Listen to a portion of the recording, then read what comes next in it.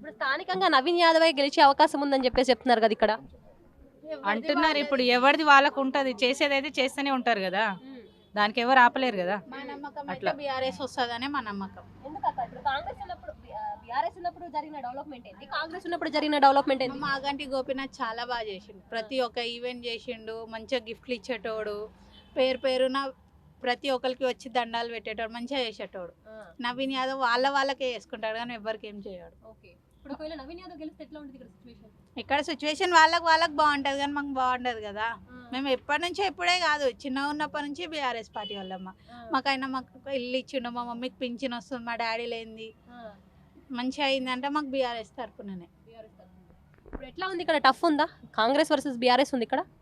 మాకైతే చాలా మంది అయితే బీఆర్ఎస్ కే సపోర్ట్ చేస్తారు, చాలా మంది. ఎట్లా తిరుగుతున్నారు? సునీత గారి ప్రచారం ఎట్లా ఉంది? చాలా బాగుంది, వాళ్ళ కూతుర్లు తిరుగుతారు, ఆ సునీత మేడం తిరుగుతుంది, మంచిగా మాట్లాడుతుంది.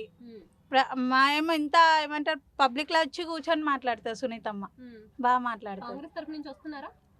వస్తారు, నవీన్ యాదవ్ వాళ్ళ మనసులే ఉంటారు. కనీసం మేము మాట్లాడదామని వెళ్ళినా మాకు సపోర్ట్ చేయరు, ఛాన్సే ఇవ్వరు, వాళ్ళే మీద పడతారు.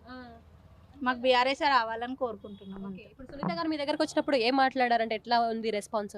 మా మమ్మీ మాట్లాడేది మేడం తోటి, ప్రతి ఒక్కరితో వచ్చి మంచిగా మాట్లాడుతుంది, వాళ్ళ కూతుర్ల లెక్క ట్రీట్ చేస్తుంది. పెళ్లి కానోళ్ళని ఏమంటారు, మమ్మీ వాళ్ళని ఒక సిస్టర్స్ లెక్క, డాటర్స్ లెక్క అయితే ట్రీట్ చేస్తారు సునీత మేడం, బాగా మాట్లాడుతుంది. నవీన్ యాదవ్ గెలిచే అవకాశాలు ఎక్కువ ఉన్నాయి ఇక్కడ అని చెప్పి చెప్తున్నారు. ఎవరిది వాళ్ళకు ఉంటది కదా సిస్టర్, మాదైతే చాలా మంది మా ఓట్లన్నీ బీఆర్ఎస్ కి పడతాయి ఖచ్చితంగా, కన్ఫామ్ మాకు బీఆర్ఎస్ వస్తుంది 100% నమ్మకం ఉంది.